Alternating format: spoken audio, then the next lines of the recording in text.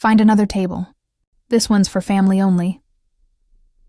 That's what my sister Vanessa said to me at Marcello's Italian restaurant on a Saturday evening in October, in front of 23 members of our extended family gathered for our parents' 40th wedding anniversary celebration.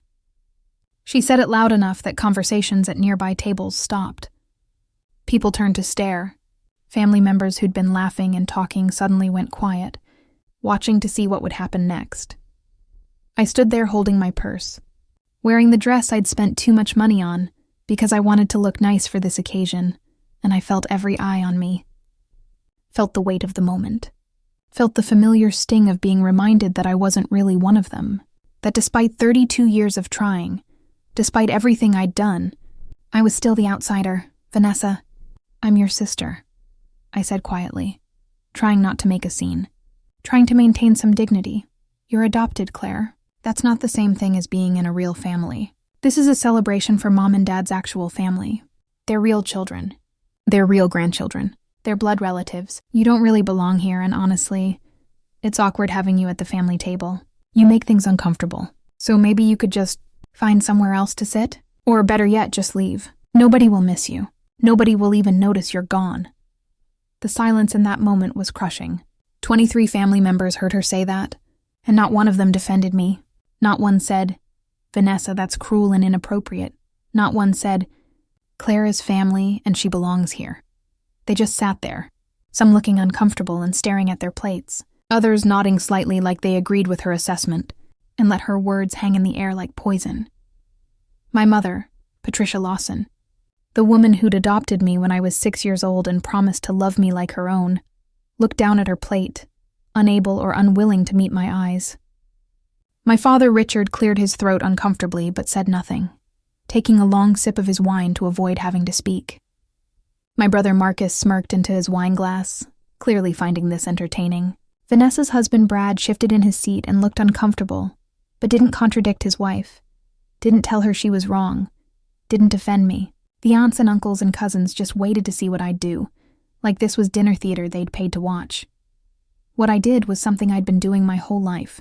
I smiled politely through the pain, said, "Of course, I understand," and started to turn away.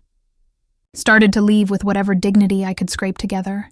Started to let them humiliate me one more time without fighting back, because that's what I'd been trained to do for 32 years.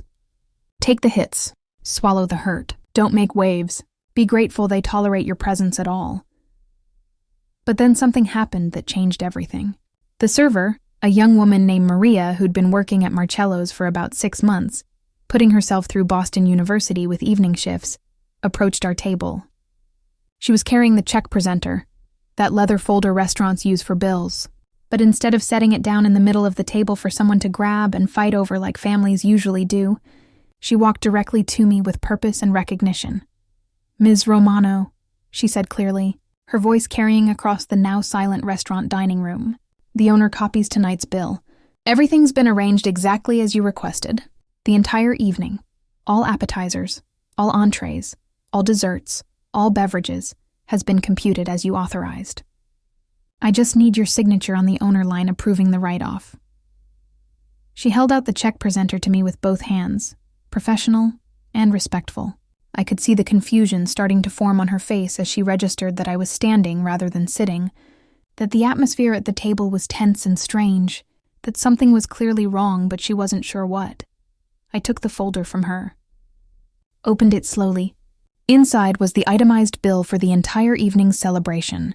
Party of 23 guests, appetizers, calamari, bruschetta, antipasto platters, 485 entrees, various pasta dishes, chicken, veal, seafood, $2,300 desserts, tiramisu, cannoli, panna cotta, $340 beverages, multiple bottles of wine, cocktails, sodas, 1,725 service charge, $450.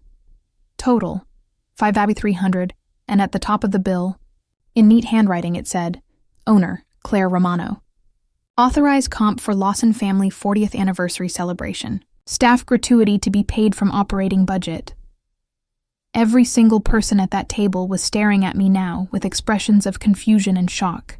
Vanessa's mouth had fallen open. My mother had gone pale, her hand frozen halfway to her wine glass. My father was staring at the check presenter like it was written in a foreign language he couldn't understand. Marcus had stopped smirking and was leaning forward to see better. The aunts and uncles and cousins were all craning their necks, trying to process what they'd just heard. "I'm sorry," Maria said, picking up on the thick tension in the room.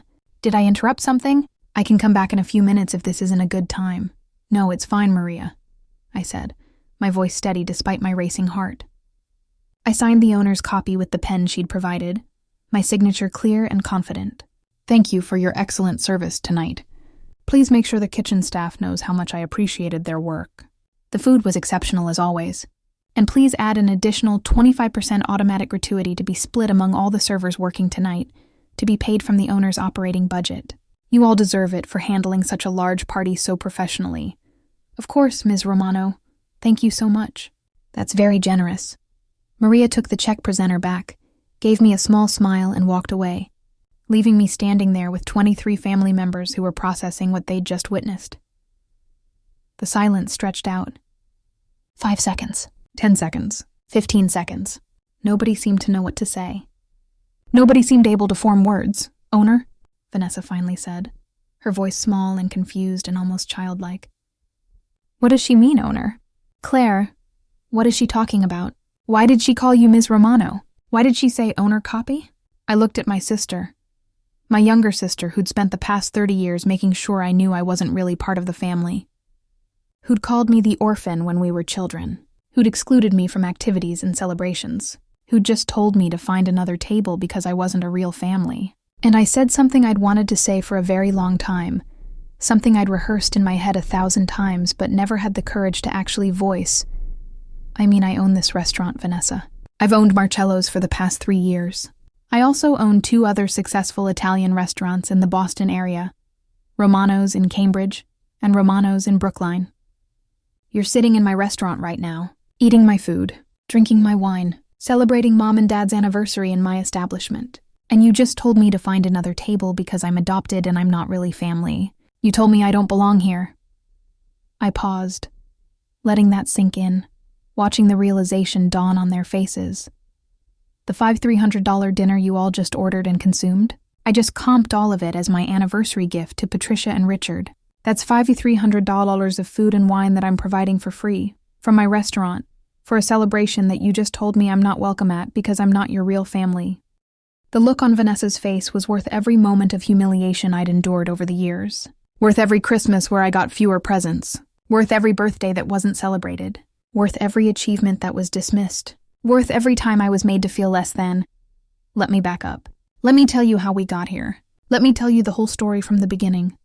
Because the story matters. Because context matters. Because you need to understand exactly what led to this moment. My name is Claire Marie Romano. I'm 38 years old. I own 3 successful Italian restaurants in the greater Boston area, with a combined annual revenue of approximately $4.5 million. I'm engaged to a wonderful man named Daniel Ferraro, who runs his own produce distribution company. I have a good life that I built for myself through hard work and determination, and refusing to give up even when everything was stacked against me. But I wasn't born into this life. I wasn't born with advantages or privileges or a clear path to success. I was born Claire Marie Castellano. My biological parents were Anthony and Maria Castellano. They were both first-generation Italian Americans, the children of immigrants, working-class people trying to build a good life. My father worked as a mechanic. My mother was a nurse at a community hospital. They weren't wealthy, but they loved me. In the first 5 years of my life, I was loved completely and unconditionally. That ended on a rainy Tuesday evening in March, when I was 5 years old. My parents were driving home from a family gathering at my grandmother's house in Providence. I was in the back seat, half asleep, holding a stuffed rabbit my grandmother had given me. We were on Route 95, about 20 minutes from our house in Cranston, Rhode Island. A drunk driver crossed the median, hit us head-on. The impact was catastrophic. My mother died instantly. That's what the police told the social worker who told me later. My father survived the initial crash, but died in the hospital 3 days later from internal injuries. I was in the back seat, protected by my car seat, and I survived with relatively minor physical injuries.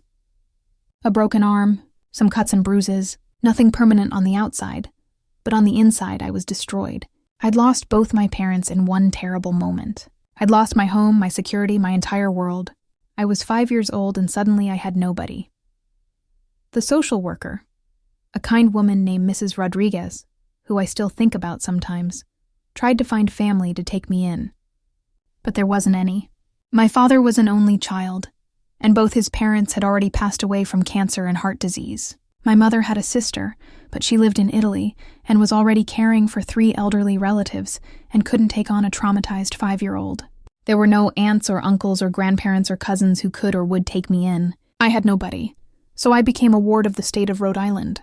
I went into foster care at 5 years old, traumatized and grieving and unable to understand why my parents had left me, why they weren't coming back, why everything had changed. I was in foster care for about 13 months, bouncing between 3 different placements. The first family was nice enough, but they had 4 other foster children, and I got lost in the chaos. The second family was older and didn't really know how to deal with a grieving, traumatized child who had nightmares every night and cried for her mama. The third family was actively unkind. They fostered for the monthly check and treated us kids like burdens they had to tolerate to get paid. None of them were bad enough to report.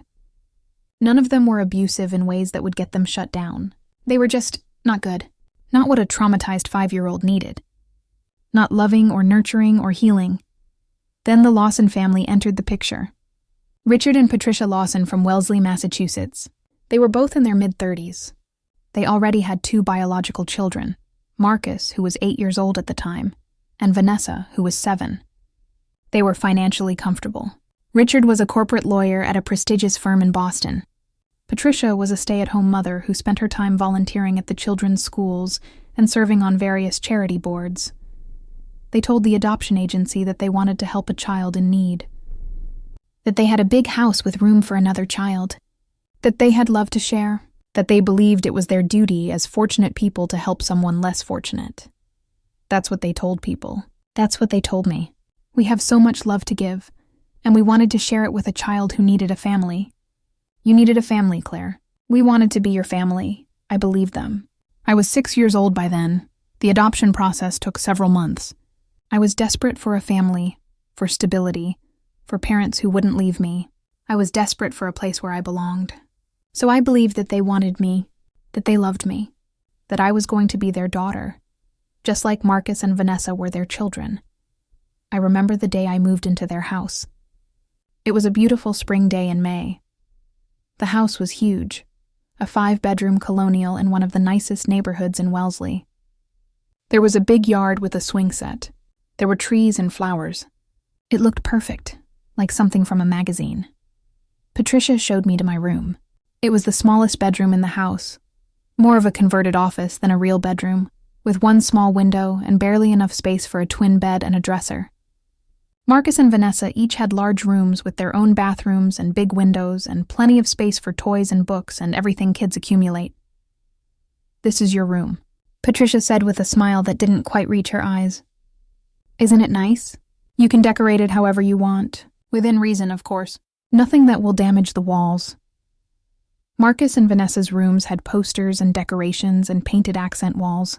My room had white walls and was basically empty except for the bed and dresser, but I didn't complain. I had a room. I had a family. That was supposed to be enough. Dinner that first night should have been a warning of how things would be. Patricia made a special meal to celebrate my arrival. Lasagna, which she knew I liked because the social worker had told her. She served it with a big salad and garlic bread. It looked delicious, but the portions weren't equal. Marcus and Vanessa got large servings of lasagna. I got a much smaller piece. When I finished and was still hungry, I was 6 and growing and had barely eaten that day because I was nervous. I asked if I could have a little more. "You've had enough, Claire," Patricia said firmly. "We can't have you overeating. You're a little chubby and we need to watch that. Growing children should eat in moderation." Marcus and Vanessa each had seconds, large seconds, but I was a little chubby, so I needed to eat in moderation. I wasn't actually chubby at all. I was a normal-sized 6-year-old. But that comment started what would become a pattern of Patricia commenting on my weight, my appearance, my eating habits, always with the implication that I needed to be more careful, more controlled, more aware that I was taking up space and resources that weren't really mine. From the moment I moved into their house, it was clear that I was different. That I wasn't really their child. That I was the adopted one, the charity case, the kid they'd taken in out of obligation or guilt or whatever motivated them, but not out of genuine love. Marcus and Vanessa made it clear immediately that they didn't want me there. They'd been happy as a family of 4, and they resented this interloper who was suddenly taking up space in their house and demanding attention from their parents. Marcus was 8, and angry that his parents had brought home another kid without really asking his opinion. He started calling me the orphan within days of my arrival, saying it with just enough venom that I knew it was meant to hurt. "Mom, why is the orphan sitting at the table with us? Can't she eat in her room? Dad, do we have to take the orphan to the beach with us? She's not really part of the family. Can't the orphan stay home when we go visit Grandma and Grandpa? They don't even know her." Vanessa was 7 and jealous of any attention I got. She was used to being the baby of the family, the little princess, the cute one everyone paid attention to. Suddenly there was another girl in the house, younger than her, and she hated it. She'd exclude me from games, saying they were just for real sisters, not fake adopted ones. She'd hide my toys. She'd tell her friends at school that I was the orphan her parents felt sorry for, not her real sister. Patricia would correct them when she heard it, but half-heartedly, without conviction. "She's not the orphan, she's Claire. And yes, she's part of the family now." But she'd say it in a tone that suggested she was just saying what she was supposed to say, not what she actually believed. She never punished Marcus or Vanessa for calling me that, never made them apologize genuinely, never made it clear that such behavior was unacceptable. Richard barely acknowledged me at all except when there were other people around. When social workers came for post-adoption check-ins, or when family friends visited, Richard would put on a show of being the loving adoptive father. He'd put his hand on my shoulder, ask me about school, smile at me warmly, play the role perfectly. But when it was just family, just us, he treated me like a houseguest who'd overstayed their welcome. Polite but distant, never cruel. Richard wasn't a cruel man, but never warm either. Never affectionate, never loving. I was the child he'd agreed to adopt because his wife wanted to, but his heart wasn't in it. The differences in how they treated me versus how they treated Marcus and Vanessa became more and more obvious as time went on. Every single aspect of our lives was marked by this inequality. When Marcus got good grades on his report card, Richard would take him out for ice cream, just the 2 of them, and tell him how proud he was, how smart Marcus was, how he was going to do great things. When I got good grades, which was often because I worked extremely hard to try to earn their approval, Patricia would glance at my report card and say, "That's nice, Claire," before setting it aside and asking Vanessa about her day. When Vanessa wanted to take dance classes because she'd seen a ballet and thought the dancers were pretty, Patricia enrolled her immediately in a prestigious dance school. She bought Vanessa expensive leotards and ballet shoes and went to every single recital, recording everything, posting photos on Facebook with captions like, "My beautiful ballerina, so proud of my talented daughter." When I was 7 and asked if I could take art classes because I loved drawing and painting and a teacher had said I had talent, Patricia said it was too expensive to have 2 children in extracurricular activities. Maybe I could just practice at home with supplies from the dollar store. She bought me a pack of crayons and some cheap paper, and that was my art education. The birthday celebrations were perhaps the most painful example of the inequality. For Marcus's 10th birthday, about a year and a half after I arrived, Patricia and Richard threw an enormous party. They rented a room at a fancy hotel. They hired a DJ and a magician. They invited Marcus's entire 4th grade class, plus half the neighborhood kids. There were elaborate decorations, a candy buffet, a huge cake from an expensive bakery, and piles of presents. It must have cost thousands of dollars.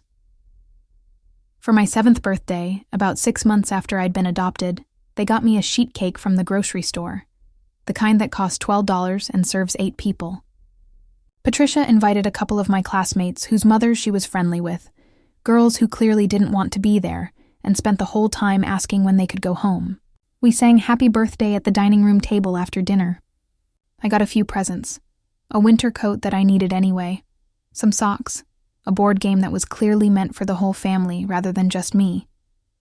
The card was signed The Lawson Family, as if they wanted to maintain the distinction between them and me, as if I was separate even on my birthday. I remember sitting at that table, wearing a paper party hat that Patricia had put on my head, looking at that grocery store cake with "Happy Birthday, Claire" written in generic icing, and feeling so profoundly alone. This was supposed to be my family now. This was supposed to be my fresh start. But I felt more alone in that house full of people than I'd felt in foster care. Christmas was always excruciating. Every year, Marcus and Vanessa would wake up to find piles of presents under the tree. And I mean piles, 20 or 30 gifts each. Electronics, expensive toys, designer clothes, everything they'd asked for and more. They'd spend hours opening presents while Patricia took photos and Richard recorded videos, and everyone was happy and excited. I'd wake up to find maybe 5 presents with my name on them. Practical things like school supplies, underwear, socks, maybe one toy, but always something significantly cheaper than what Marcus and Vanessa got. One year, when I was 9, I got exactly 3 gifts for Christmas. A winter coat that I needed because I'd outgrown my old one, a pack of notebooks for school, and a book. That was it. Meanwhile, Vanessa opened a new iPod, a designer purse she'd been begging for, a laptop, about 10 new outfits, jewelry, and various other expensive items. I remember asking Patricia that year, after everyone had opened their gifts, and Marcus and Vanessa had run off to play with their new toys, why I got so much less than they did. She looked at me with this expression of slight annoyance, like I was being ungrateful and difficult. Well, Claire, we're still adjusting our budget to having 3 children instead of 2. We have to be more careful with our spending now. And besides, you should be grateful for what you have. Do you know there are children still in foster care who get nothing at all for Christmas? You could be one of them. You're lucky to be here. You're lucky to have any presents at all. The message was painfully clear. Be grateful we took you in. Be grateful you have a roof over your head and food to eat. Don't expect to be treated the same as the real children. You should be thankful for the scraps because the alternative is foster care. And we could send you back there anytime if you're not sufficiently grateful. I learned to stop asking questions about the inequality. I learned to accept my role. I learned to be grateful for whatever they gave me and never ask for more. School became difficult because other kids picked up on the dynamics in our family. Kids are perceptive. They noticed that Marcus and Vanessa talked about me differently than they talked about each other. They heard Marcus refer to me as the orphan my parents adopted, rather than my sister. They saw that at school events, Patricia would fuss over Vanessa's hair and outfit and achievements while barely acknowledging mine. By 3rd grade, most of my classmates knew I was adopted and treated accordingly. Some felt sorry for me. Others used it as ammunition for bullying. At least my parents wanted me, one girl said to me on the playground when I was 8 years old. Your real parents died because they didn't want to be your parents anymore. That wasn't true, of course.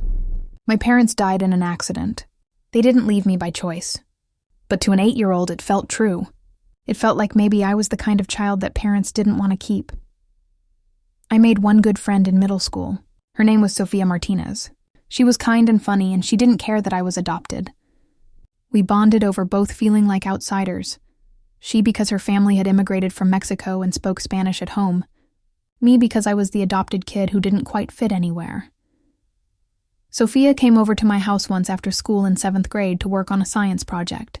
We went up to my small room, and on the way, we passed the hallway on the 2nd floor where Patricia had created a family photo wall. It was elaborate, dozens of framed photos covering the entire wall. Professional family portraits at various stages, vacation photos from trips to Disney World and the beach, casual snapshots from birthday parties and holidays, photos of Marcus at his various sports events, photos of Vanessa at her dance recitals. In every single photo, there were 4 people: Patricia, Richard, Marcus, and Vanessa. In a hallway covered with easily 40 or 50 family photos, I didn't appear in a single one. Not one. I had been erased from their visual family history, Sophia noticed. Of course she noticed. She stopped walking and stared at the wall. "Where are you?" she asked. "Where are your pictures?" I felt my face get hot with embarrassment. They didn't really start taking a lot of family photos until after I was adopted. I lied, my voice quiet. So there aren't as many photos with me in them. But that wasn't true, and Sophia knew it. The photos clearly spanned Marcus and Vanessa's entire childhoods up through the present. There were recent photos from the past year. There were plenty of opportunities to include me.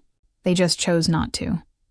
Sophia looked at me with such sadness and pity that I wanted to disappear. "Claire, that's really messed up. They should have pictures of you. You live here. You're their daughter." "It's fine," I said quickly, pulling her toward my room. "It doesn't matter. Let's just work on our project." But it did matter. It mattered so much. It mattered that they literally erased me from the family photos they chose to display. It mattered that anyone who visited their house and saw that photo wall would have no idea a third child lived there.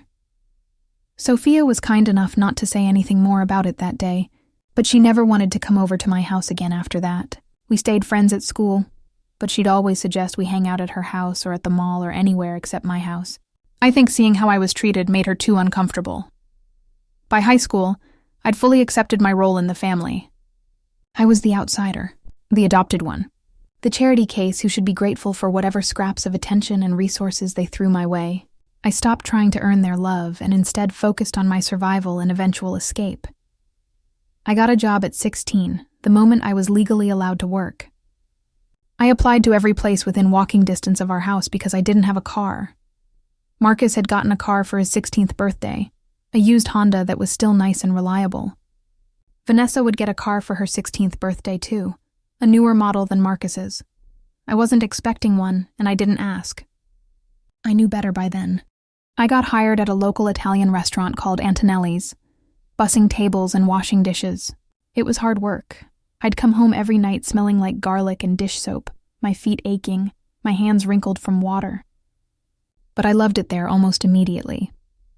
The owner, Mr. Marcello Antonelli, was a first-generation Italian-American in his 60s. He'd opened the restaurant 30 years earlier with his wife Rosa, who'd passed away 5 years before I started working there.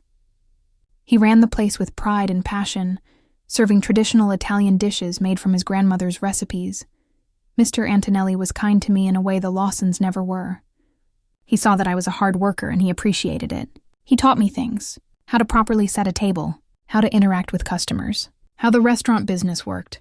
He'd let me watch the cooks prepare dishes and he'd explain what they were doing and why. After I'd been working there for about 6 months, he pulled me aside one day. "Claire, you're a good worker. Very good.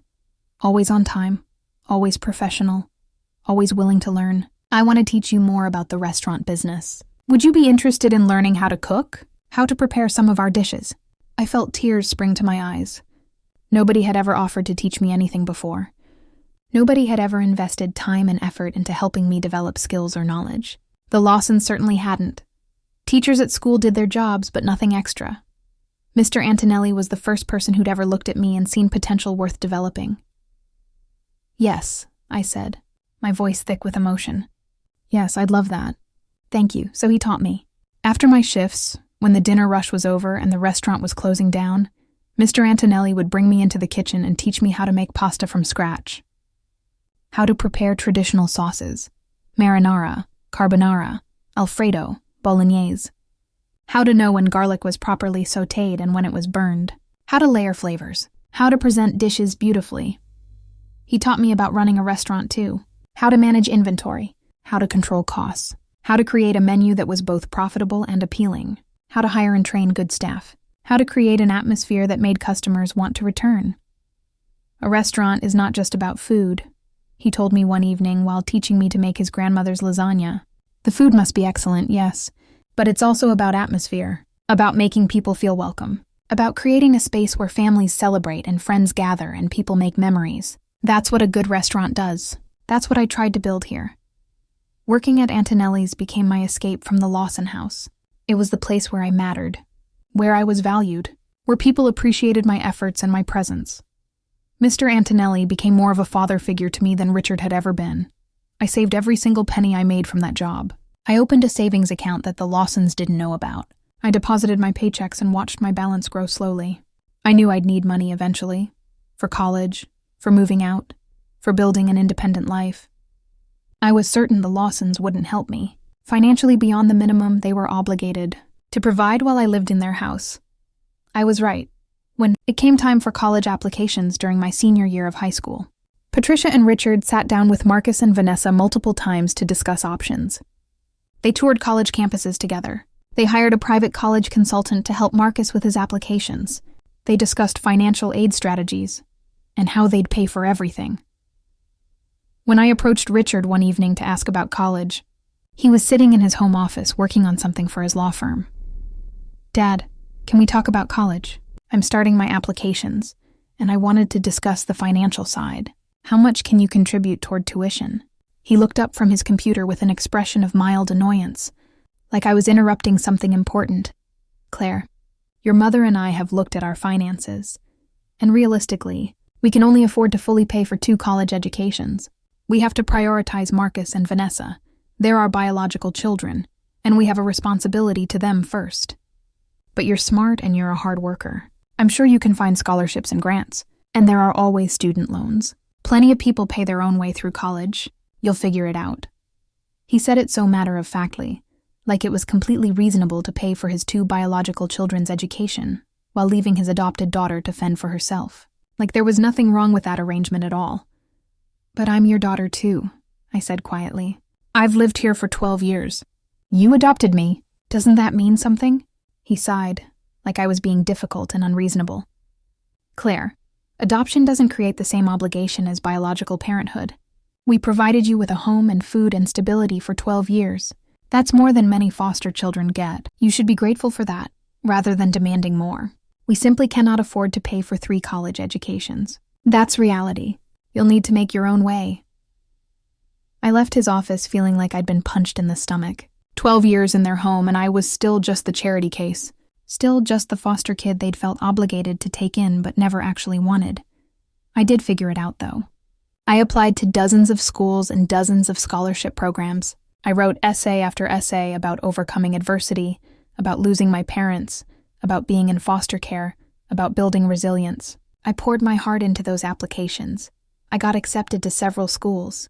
I got some scholarships, enough to cover about half of tuition at UMass Boston, a good public university close enough that I could live at home and save on room and board. The rest I'd cover with student loans and by working as much as possible. Marcus got accepted to Boston College, a private school with tuition of about $50,000 a year. Patricia and Richard paid for all of it. They bought him a car for his high school graduation, a nice used Accord. They gave him spending money. They paid for his apartment near campus because they said the dorms weren't nice enough. Everything was taken care of, so Marcus could focus entirely on his education. Vanessa got accepted to Northeastern University, another expensive private school. Same deal. Everything paid for, car provided, apartment near campus, spending money, no need to work. She joined a sorority and spent her college years partying and networking and building social connections, never having to worry about money or survival, never having to work a single job. I went to UMass Boston. I lived at home to save money in my small converted office bedroom. I worked 3 jobs simultaneously, continuing my shifts at Antonelli's on nights and weekends, working at the campus library during the day, and working as a tutor for other students. I took a full course load. I slept maybe 4 hours a night for 4 straight years. Patricia would occasionally comment on how tired I looked. "You should take better care of yourself, Claire. You look exhausted all the time. Maybe you're working too much. Maybe you should drop one of those jobs." She said this while knowing that I had to work those jobs to pay for college because they wouldn't help me. She said this while simultaneously funding Marcus and Vanessa's entire college experiences. She said it like she was expressing concern, rather than highlighting the fundamental inequality in how they treated their children. Graduated from UMass Boston in 4 years with a degree in business management and about $60,000 in student loan debt. But I graduated. I'd made it through. I'd gotten my degree entirely through my own efforts, and I was proud of that, even if nobody else was. At my college graduation, Patricia and Richard attended. They sat in the audience and clapped when I walked across the stage. Afterward, we went to a casual restaurant for lunch. Patricia took a few photos with her phone. That was it. That was my college graduation celebration. Marcus's graduation from Boston College had been an event.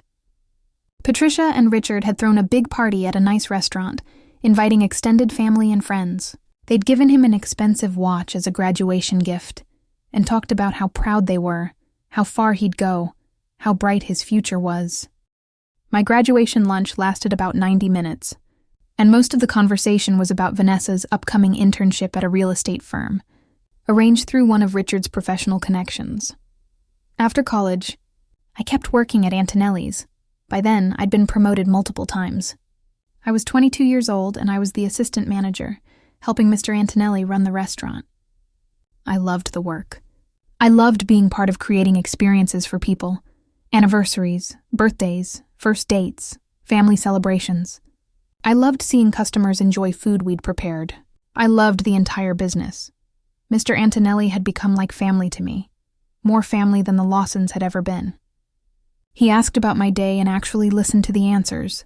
He celebrated my accomplishments. He encouraged me to dream bigger. He told me I could own my own restaurant someday if I wanted to. "You have a gift for this business, Claire," he told me one evening while we were closing up. "You understand food, yes, but more than that, you understand people. You understand what makes a restaurant special. That's rare. That's valuable." 2 years after I graduated college, when I was 24, Mr. Antonelli got sick. Cancer. Aggressive pancreatic cancer. He was 73 years old, and his body was tired, and the cancer spread quickly despite treatment. He told me one afternoon, sitting in one of the booths in the empty restaurant, weak from chemotherapy, that he was going to have to sell Antonelli's. He couldn't run it anymore. His health was failing. He needed money for medical bills and end-of-life care. "There's a restaurant group that's made me an offer," he said, his voice thin and tired. "They want to buy Antonelli's. They'll keep the name, they say, but they'll change everything else. Corporate menu, corporate suppliers, corporate atmosphere. It won't be the same place, but I don't have the energy to wait for a better buyer. I don't have time. I need to sell quickly. How much are they offering?" I asked, my heart breaking at the thought of Antonelli's being turned into just another corporate restaurant. $180,000. The equipment alone is worth more than that. And with our established customer base and reputation, the place is easily worth $300,000, maybe more. But they know I'm desperate. They're taking advantage. But what choice do I have? I did something impulsive and crazy and risky that afternoon, something that would change the entire trajectory of my life. "Don't sell to them," I said. "Give me 2 weeks to arrange financing. I'll buy Antonelli's from you. I'll give you $200,000. He stared at me. "Claire, you're 24 years old. You don't have $200,000. I have about $30,000 saved. I've been saving since I was 16, putting away every extra dollar. I'll get a business loan for the rest. Give me 2 weeks. Let me try." "Claire, banks don't give loans like that to 24-year-olds with no assets." "Maybe they will if I show them a solid business plan. If I show them Antonelli's financial records proving it's profitable. If I show them I've been managing this place for 2 years, and I know what I'm doing. Let me try." He was quiet for a long moment, studying my face. Then he smiled slightly. "You really want this? You really want to own a restaurant? More than anything. Mr. Antonelli, you've taught me everything. You've shown me what a good restaurant can be. I don't want to see it turned into a corporate chain restaurant. I want to keep it special. I want to honor what you built." His eyes filled with tears. "Then try. You have 2 weeks. I spent those 2 weeks in constant motion. I created a comprehensive business plan. I gathered Antonelli's financial records showing 3 consecutive years of profitability. I made appointments with every bank I could find. I wore my one good business suit to meeting after meeting, presenting my case to loan officers who looked at my age and laughed. "You're 24 years old," one loan officer said dismissively. "You have no collateral. You have student loan debt. You're asking for a $170,000 business loan based on 2 years of work experience as an assistant manager. That's not happening." I was rejected by 7 banks. On my 8th attempt, at a small community bank in Cambridge, I met a loan officer named Thomas Chen. He was maybe 40, friendly, and he actually listened to my pitch. He reviewed my business plan carefully. He looked at Antonelli's financial records. He asked me questions about the restaurant business, about my experience, about my vision for the restaurant if I bought it. "Why should I give a $170,000 loan to a 24-year-old with no assets?" he asked. "Because I'm not asking you to bet on a 24-year-old with no experience," I said. "I'm asking you to bet on a profitable business with an established customer base and a manager who's been helping run it successfully for 2 years. Look at these numbers. We're profitable. We have loyal customers. We have a good reputation. The risk isn't me. The risk is letting a corporate restaurant group buy this place and destroy what makes it special." He studied the numbers again. Asked more questions. Finally, he said, "I'm going to take a chance on you, Claire. You're going to pay a higher interest rate because you're a higher risk, and you're going to be personally liable for this loan. If the business fails, you're still responsible for the debt. Do you understand that?" "I understand. And you still want to do this?" "Yes, I got the loan. At 8.5% interest, much higher than the standard rate, because I was a risk. But I got it. I could buy Antonelli's. When I told Mr. Antonelli, he cried, 'You're going to do this? You're really going to buy my restaurant?' 'Yes, if you'll sell it to me.' 'Of course I'll sell it to you. There's nobody I'd rather see have it. You'll take care of it. You'll keep it special.' We closed the deal. I bought Antonelli's for $200,000, giving Mr. Antonelli $20,000 more than the corporate group had offered. He used the money for his medical care and to get his affairs in order. He agreed to stay on as a consultant for as long as his health allowed, teaching me everything I still needed to know about owning and operating a restaurant, rather than just managing one. He passed away 6 months later, on a quiet Tuesday morning in March. I was devastated. In the 4 years I'd known him, Mr. Antonelli had been more of a father to me than Richard had ever been. He'd believed in me. He'd invested in me. He'd taught me not just skills, but also confidence in my own abilities. I was 24 years old, grieving, and responsible for a restaurant with 12 employees and hundreds of regular customers who expected excellent food and service. I was terrified, but I did it. I ran Antonelli's. I worked 80, 90-hour weeks. I was there from 6 in the morning when deliveries arrived until midnight when we closed and cleaned. I cooked. I managed the staff. I handled finances. I dealt with vendors. I greeted customers. I lived and breathed that restaurant, and slowly, gradually, it thrived. I maintained everything Mr. Antonelli had built while also making small improvements. I updated the menu slightly, adding some new dishes while keeping all the traditional favorites. I invested in better ingredients. I trained the staff to provide exceptional service. I created an atmosphere where people felt welcome and valued. Within a year, we were busier than we'd ever been. Within 2 years, we had a waiting list on weekend nights. Within 3 years, we were profitable enough that I could start paying down my loans ahead of schedule. During all of this, buying the restaurant, running it, building it into something successful, I stayed in sporadic contact with the Lawson family. I'd go to major family events when specifically invited, which wasn't often. I'd send birthday cards and Christmas gifts that were rarely acknowledged with more than a brief text message.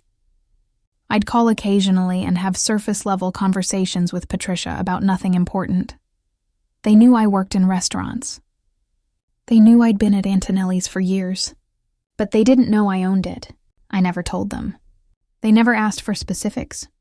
Patricia would ask in that slightly condescending tone she had, "Still working at that restaurant?" "That's nice, dear. Are you managing now or still just waiting tables?" "I'm doing well there," I'd say vaguely, not offering details. She'd nod and change the subject to something about Marcus or Vanessa. She wasn't interested in my life beyond the bare minimum required for polite conversation. When I was 26, I renamed the restaurant. Instead of Antonelli's, I called it Romano's, using my biological parents' last name rather than the Lawson name I'd been given when I was adopted. It felt right. It felt like I was honoring where I came from while building something new. It felt like reclaiming an identity that had been taken from me.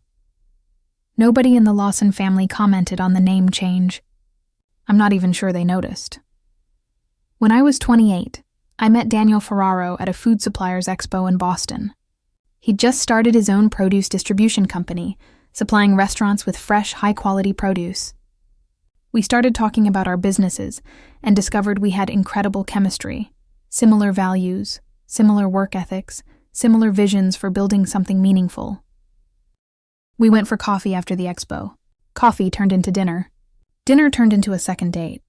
Within 2 months, we were officially together. Within a year, I knew he was the one. Daniel treated me with a respect and kindness I'd never experienced from the Lawson family.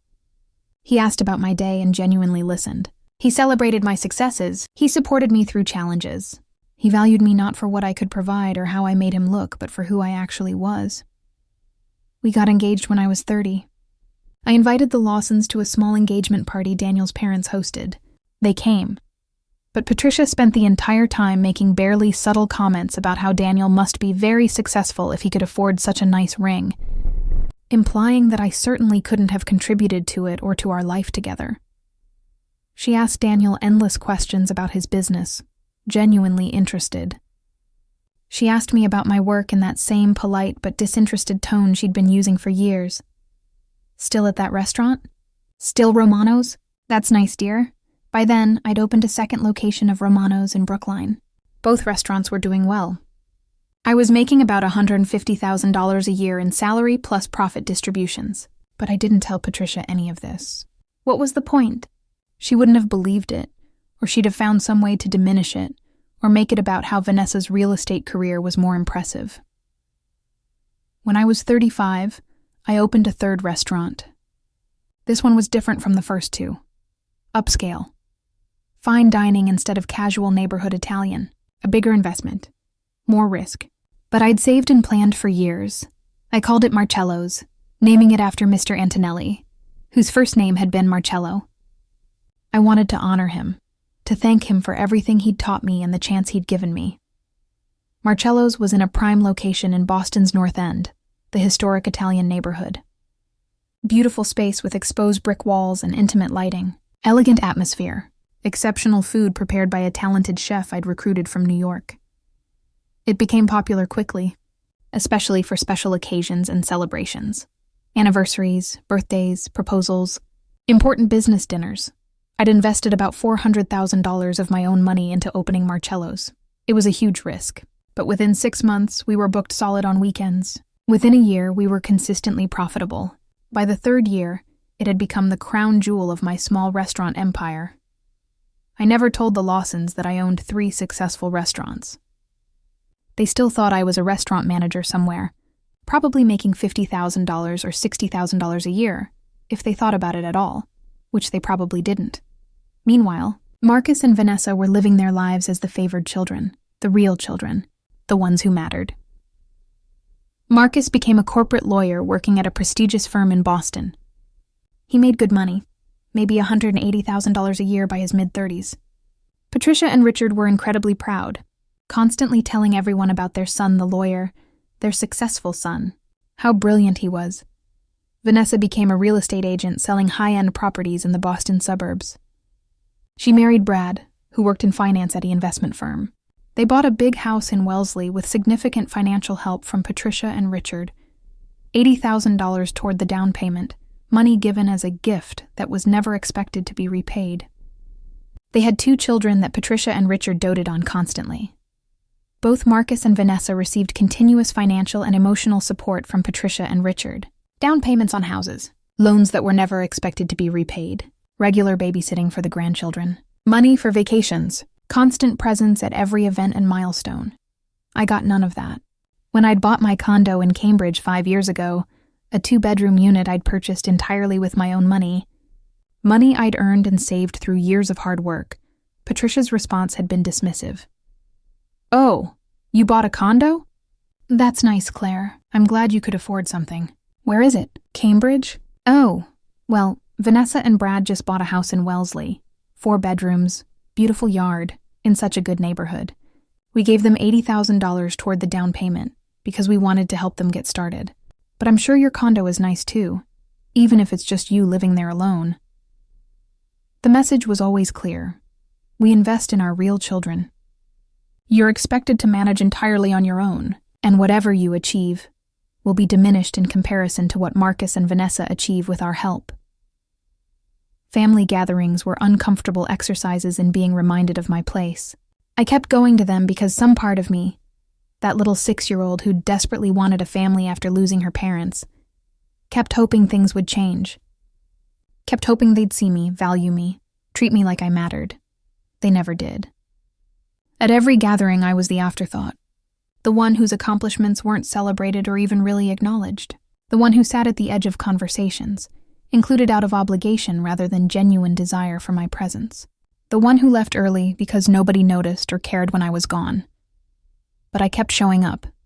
Kept trying. kept hoping until this October, until Patricia and Richard's 40th wedding anniversary, until Vanessa told me to find another table because I wasn't really family. Now let me tell you exactly how that night unfolded. Moment by moment, because every detail matters. Patricia and Richard wanted to celebrate their 40th anniversary with a big family dinner. Patricia called me about 3 weeks before the event. Claire, Richard, and I are planning a big anniversary dinner for our 40th, October 15th, a Saturday evening. We're inviting the whole family, everyone we love. You should come. The phrasing stung. You should come, rather than we want you there. But I was used to that. I'd love to come, Mom. Where are you having it? We're looking at a few places. Vanessa is helping me decide. We want somewhere nice, somewhere special for such a big milestone. I'll let you know once we've booked it. About 2 weeks later, I got a text from Patricia.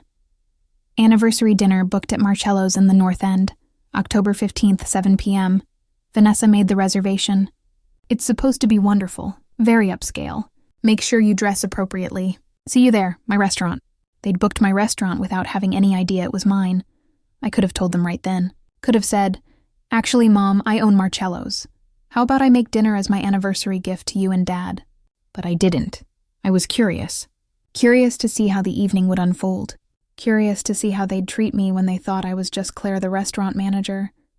Not Claire, the successful restaurant owner who was literally hosting their celebration. I called Marcus, my general manager at Marcello's.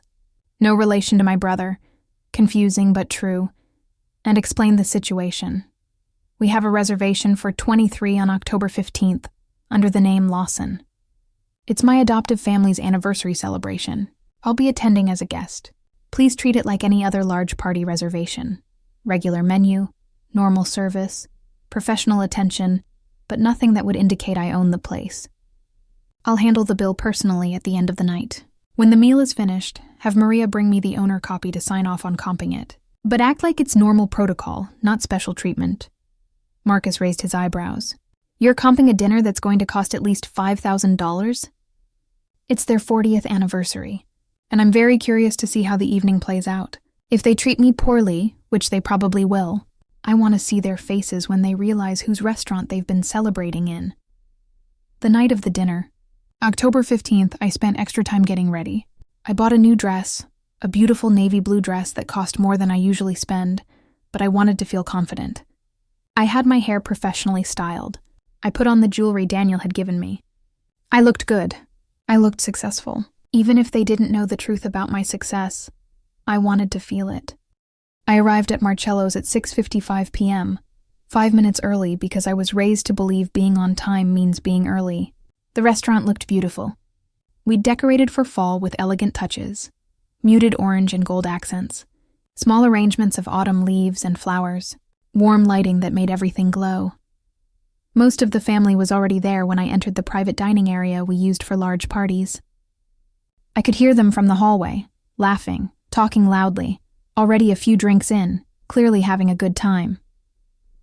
I walked into the room and took in the scene.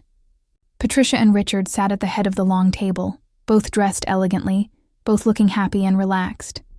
Marcus and his wife Lauren and their 3 kids, Vanessa and Brad and their 2 kids, Richard's brother and sister with their spouses and children, Patricia's sister with her husband and 2 adult children, 23 people total, all dressed nicely, all clearly ready to celebrate this milestone.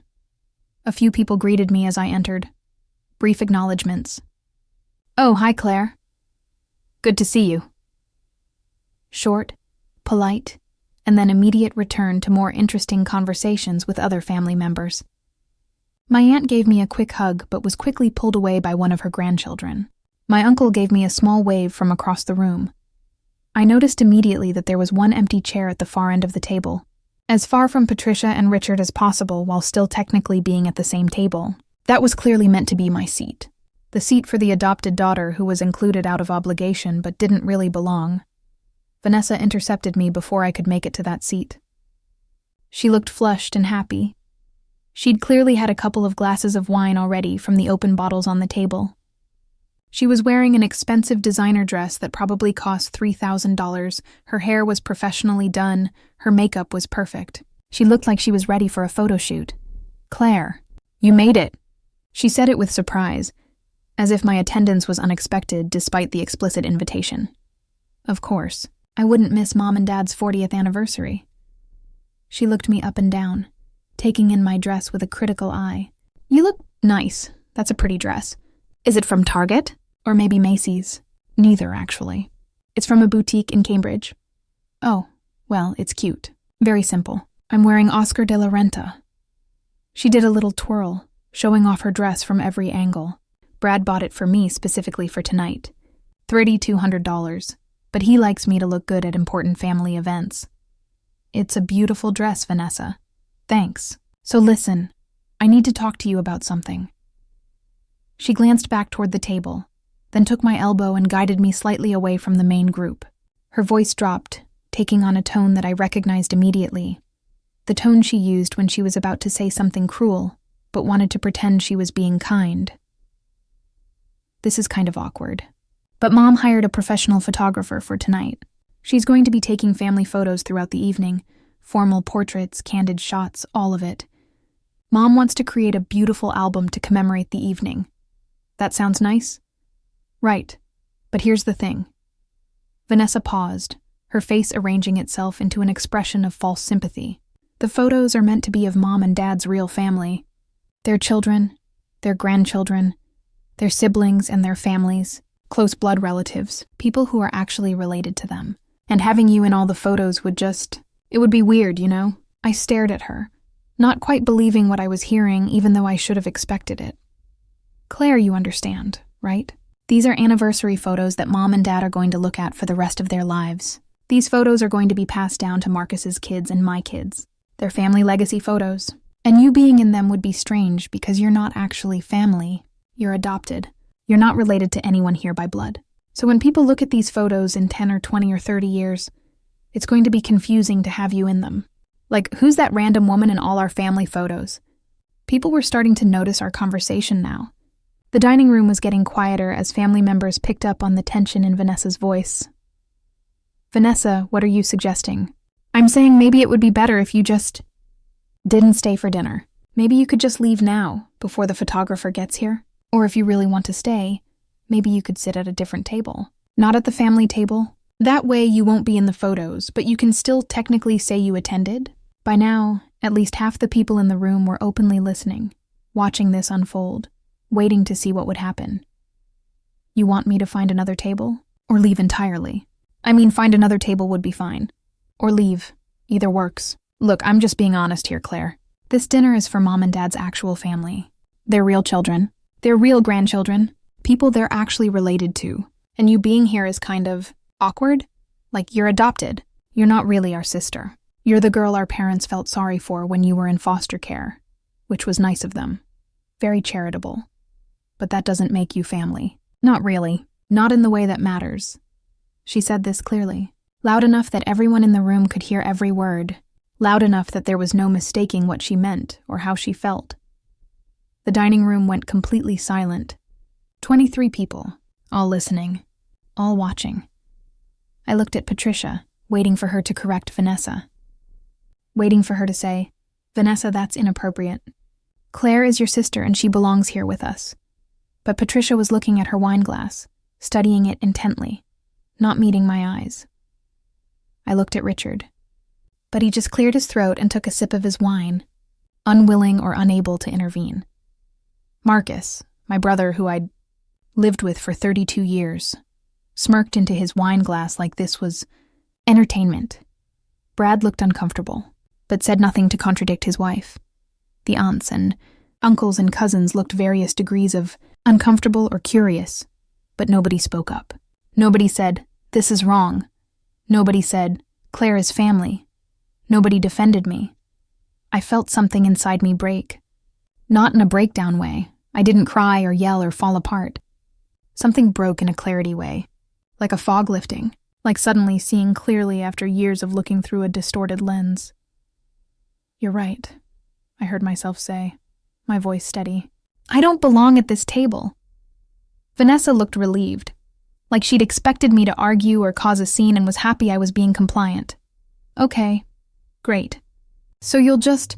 "Excuse me," I said, cutting her off. I turned and started walking toward the exit. Started leaving with whatever dignity I could manage, just like I'd done 100 times before when they'd made me feel less than human. But then Maria appeared, 22 years old, working her way through college, professional and efficient. She'd been given specific instructions about the Lawson party, provide excellent service, and at the end of the night, bring the owner copy of the bill to the guest at the far end of the table for signature and approval of the comp. Except I wasn't at the table anymore. I was halfway to the door. Maria looked confused for a second, then called out, "Ms. Romano, I'm sorry to interrupt, but I need your signature on the owner copy of tonight's bill." I turned. She was walking toward me holding the check presenter, a look of mild confusion on her face about why I was leaving when she needed my signature. "The entire evening has been comped as you authorized. All food, all wine, everything. I just need you to sign off on the write-off and authorize the staff gratuity distribution." She said this clearly, professionally, her voice carrying across the absolutely silent dining room. Every single person at that table heard every word she said. "Ms. Romano, owner copy, comped as you authorized." I took the check presenter from her. The room was so quiet I could hear someone's phone vibrating in their purse. I could hear the soft jazz playing through the restaurant's sound system. I could hear my own heartbeat. I opened the folder. Inside was the itemized bill. Appetizers for $23, $485. Entrees for $23, $2,300. Desserts, $340 wine and cocktails. 1 725s. Service charge, $450 total, $5,300. And at the top, written in neat script, owner, Claire Romano. Authorized comp for Lawson family 40th anniversary celebration. Staff gratuity to be paid from operating budget per owner authorization. I signed my name on the owner line. Added a note authorizing an additional 25% gratuity beyond the standard service charge to be distributed among all staff working that evening. Handed the folder back to Maria. "Thank you, Maria. Please make sure the kitchen staff knows I appreciated their excellent work tonight. The food was exceptional." "Of course, Ms. Romano. Thank you. Enjoy your evening." She walked away with the check presenter. I turned back to face 23 family members who were staring at me like they'd just watched someone perform magic. "Owner?" Vanessa finally said, her voice small and confused, so different from the confident condescension of 2 minutes ago. "Claire, what is she talking about? Why did she call you Ms. Romano? Why did she say owner copy?" I took a breath, felt the weight of 32 years of being made to feel less than, of being dismissed and diminished and erased. And I said what I'd wanted to say for so long. "I own this restaurant, Vanessa. I've owned Marcello's for 3 years. Before that, I owned Romano's in Cambridge for 11 years. I also own Romano's in Brookline. 3 restaurants total. You're sitting in my restaurant right now, eating my food, drinking my wine from my wine list, celebrating Mom and Dad's anniversary in my establishment that I built with my own money and my own hard work." The silence was absolute. "The dinner you all just ordered? The $5,300 worth of food and wine you consumed? I just comped all of it as my anniversary gift to Patricia and Richard. That's $5,300 of food that I'm providing for free, from my restaurant, for a celebration where you just told me I don't belong because I'm not your real family." I let that sit for a moment, watched the realization dawn on their faces. "But you work in restaurants," Vanessa stammered. "You're a manager or something. You can't." I bought my first restaurant when I was 24 years old. I've owned and operated successful restaurants for 14 years now. My 3 restaurants generate combined annual revenue of approximately $4.5 million. I personally make about $300,000 a year. I own a 2-bedroom condo in Cambridge that I bought with my own money. I have substantial savings and investments. I'm financially successful, Vanessa. I'm very, very successful. You just never bothered to ask about my life, because you decided when I was 6 years old that I was less than you, that I was the charity case, that I didn't matter. I looked at Patricia and Richard, at the people who'd adopted me and promised to love me, and then spent 32 years making me feel like an unwanted burden. You never asked either. Neither of you. In all these years, you never once asked about my work beyond, "Are you still at that restaurant?" And you never asked if I owned it or managed it or what exactly I did there. You never asked how much I made or whether I was successful or happy or fulfilled. You just assumed I was barely getting by because I'm the adopted one, And why would the adopted one be successful when you barely gave me any support or resources or belief in my potential? Patricia's eyes were filled with tears, but I wasn't done. You told me to find another table because I'm not really family, I said, my voice growing stronger. You said I don't belong here. You said this celebration is for Mom and Dad's real children, their real family, people who are actually related to them. Well, you're right about one thing, Vanessa. I don't belong here, but not because I'm adopted. I don't belong here because I've finally realized that people who treat me the way you've all treated me for 32 years aren't my family. Not in any way that actually matters.